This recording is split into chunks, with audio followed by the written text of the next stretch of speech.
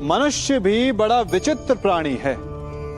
अपनों से नीचे के स्तर के लोगों को वो हे दृष्टि से देखता है, उनका उपहास उड़ाता है, उनसे बार बार कहता है कि तुम्हारा कुछ नहीं हो सकता, तुम भविष्य में कुछ नहीं कर पाओगे।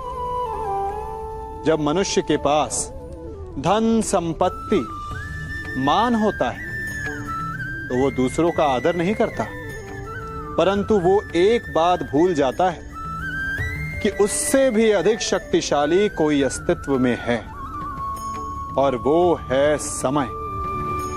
काल काल अपना चक्र कब बदलेगा ये कोई नहीं जानता। समय अपनी करवट कब लेगा ये कोई नहीं जानता। कोयला भी समय के साथ साथ हीरे में परिवर्तित हो जाता है। इसलिए जीवन में कभी भी किसी का भी उपहास नहीं उड़ाना चाहिए।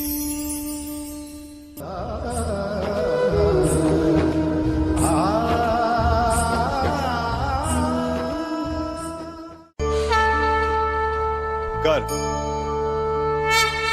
अभिमान और अहंकार, ये तीनों सुनने में एक जैसे लगते हैं, परंतु तीनों का अर्थ भिन्न होता है और परिणाम भी। तीनों का आरंभ प्रेम से होता है। स्वयं से प्रेम, परिश्रम हमारे मन में गर्व को जन्म देता है और सफलता अभिमान जगाती है। यहां तक ठीक है, परंतु जब ये भावना अहंकार बन जाती है तब वो समस्या बन जाती है, क्योंकि सबसे बुरा अंत अहंकारी का ही होता है।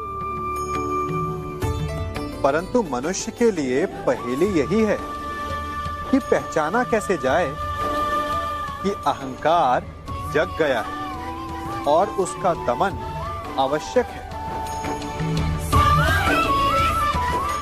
इसका उत्तर मैं नहीं, आपका मन देगा। जब तक आप स्वयं से प्रसन्न हैं, जब तक आप सबसे ऊंचा उठने का प्रयास कर रहे हैं, तब तक ठीक है। परंतु जब आपके मन में दूसरों को नीचा समझने का भाव आ जाए तो सावधान हो जाइए, क्योंकि यही अहंकार है जो वास्तव में आपको हीन कर रहा है।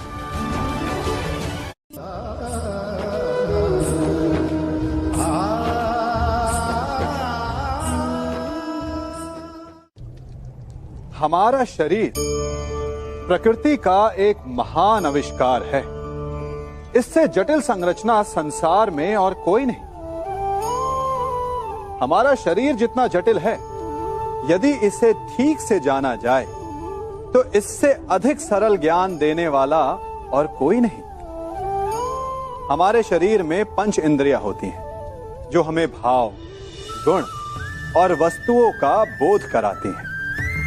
हमारे पास आंखें हैं, नाक है, स्पर्श के लिए त्वचा है, कान है और जीभा है। सबका भिन्न भिन्न कार्य है।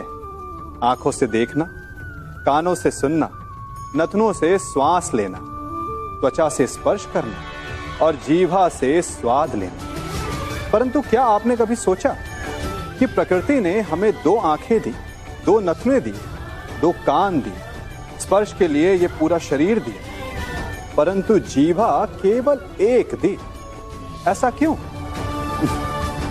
क्योंकि प्रकृति चाहती है कि हम देखें अधिक, सुने अधिक और ज्ञान अधिक अर्जित करें, बोले कम। क्योंकि अधिक वाचाल नाश को निमंत्रण देता है। स्मरण रखिएगा।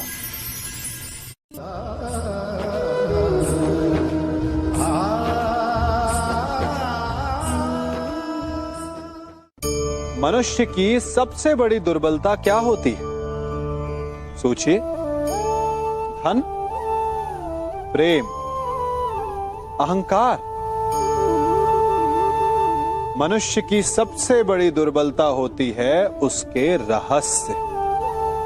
चाहे आप कितने भी शक्तिशाली क्यों ना हो, कितने भी प्रबल क्यों ना हो, परंतु उसके रहस्य उसके नाश की चाबी होती है। इसलिए यदि प्रबल रहना है, शक्तिशाली रहना है, समर्थ रहना है, तो अपने रहस्य को किसी को भी ना बताएं, ना मित्र को और ना ही शत्रु को, क्योंकि समय पड़ने पर कब कौन शत्रु हो जाए ऐसा कहना संभव नहीं।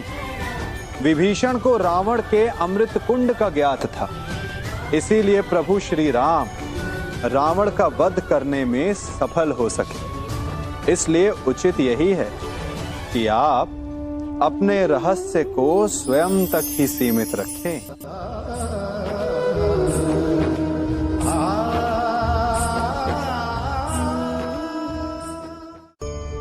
मनुष्य जीवन की परीक्षा में सफल होने के लिए क्या नहीं करता? वो परिश्रम करता है, दौड़ भाग करता है, और ये सब करने के पश्चात भी जब उसका काम नहीं बनता तो वो नकल करता है ना? तनिक लौटिए अपने बचपन में, स्मरण कीजिए अपने बचपन की स्मृतियों का। क्या स्मरण हुआ? विद्यालय में जब आप परीक्षा देने जाते थे तो क्या होता था? आप ना सही, परंतु कोई ना कोई सफलता पाने के लिए नकल करता ही था और उत्तीर्ण भी हो जाता था, है ना? परंतु जीवन की परीक्षा ऐसी नहीं होती। नकल करने वाला सफल नहीं होता। कारण विद्यालय में सबके प्रश्न पत्र एक होते थे, परंतु जीवन के प्रश्न पत्र और उनकी कठिनाई सबके लिए भिन्न होती, तो निश्चित रूप से उनके उत्तर भी भिन्न होंगे ना। इसलिए यदि आपको जीवन में सफलता पानी है तो नकल ना कीजिए, स्वयं के प्रश्नों का उत्तर स्वयं ढूंढिए और सफलता आपकी ही होगी।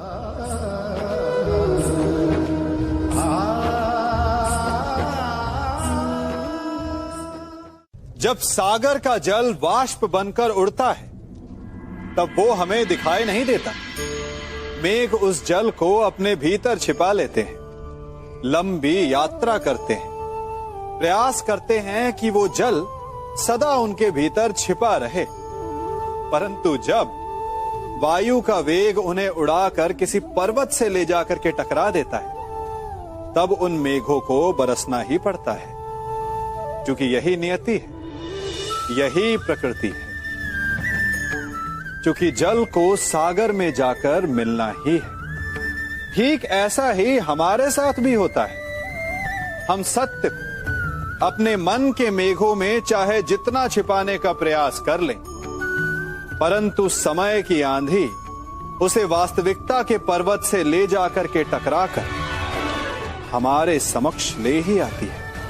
जिस भय के कारण आप सत्य को सामने नहीं लेकर आना चाहते, एक दिन वही भय हमारे समक्ष आकर खड़ा हो जाता है और फिर हम लाचार हो जाते हैं, क्योंकि हमने उस भय का सामना करने की तैयारी नहीं की होती।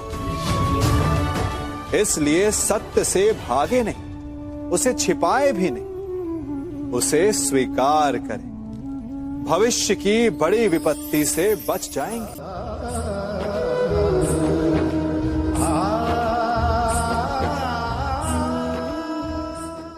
कभी कभी आप सबके जीवन में एक ऐसी विचित्र समस्या अवश्य आती है कि शक्तिशाली के समक्ष मौन हो जाओ। कि उस शक्तिशाली से विवाद करने से बचने के लिए आप मौन रह जाते। मानता हूं ऐसा करने से आप एक विवाद से बच जाते, एक संघर्ष से बच जाते, परंतु ऐसा बचाव एक बड़े संघर्ष को जन्म दे देता है। कैसे? हमारा मौन रहना अनजाने में उसका समर्थन बन जाता है और वो स्वयं को अधिक शक्तिशाली अनुभव करता है और यहां से हमारा दमन प्रारंभ हो जाता है। एक के बाद एक हम अन्याय में अनचाहे रूप से सम्मिलित होते चले जाते हैं। तो इसका तोड़ क्या है? ये समझने के लिए ये जानना आवश्यक है कि ऐसी कौन सी बात है जो आपको विरोध करने से रोकती है। ये सामने वाले की शक्ति नहीं जो आपको रोकती है, ये आपके भीतर छिपा भय है जो आपको रोकता है। हाँ, कभी कभी भय आपकी सुरक्षा अवश्य कर सकता है, परंतु साथ साथ ये भी जानना आवश्यक है कि ये भय ही है जो आपको मौन भी रखता है। इसलिए अपने मन से भय को निकालिए और खुलकर अनीति का, अन्याय का विरोध कीजिए, और फिर देखिएगा आपका मन कितना मुक्त, कितना हल्का अनुभव करेगा।